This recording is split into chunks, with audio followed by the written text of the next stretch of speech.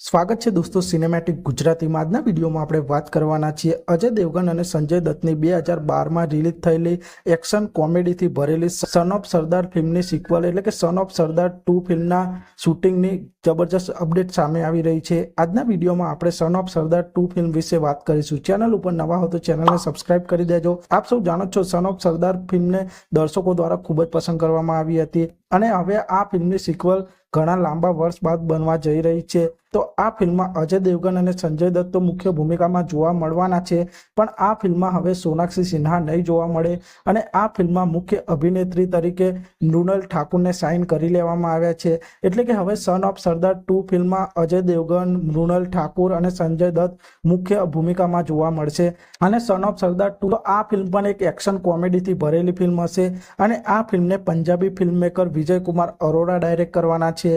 અને સન ઓફ સરદાર 2 ફિલ્મના શૂટિંગની વાત કરીએ તો આ ફિલ્મનું શૂટિંગ જુલાઈ 2024થી સ્કોટલેન્ડમાં શરૂ થવાનું છે અને અજય દેવગન અને સંજય દત્ત ફરી એક વખત જબરજસ્ત કોમેડીના તડકા સાથે સન ઓફ સરદાર 2 ફિલ્મમાં જોવા મળવાના છે। તો આપ સૌ અજય દેવગનની સન ઓફ સરદાર 2 ફિલ્મ માટે કેટલા એક્સાઇટેડ છો તે કોમેન્ટ કરજો અને આપ સૌ આવા જ પ્રકારના બોલિવૂડ સાઉથ ફિલ્મોને લગતા વિડીયો જોવા માંગતા હો તો ચેનલને સબસ્ક્રાઇબ કરી દેજો, વિડીયોને લાઇક કરી દેજો અને જોતા રહો સિનેમેટિક।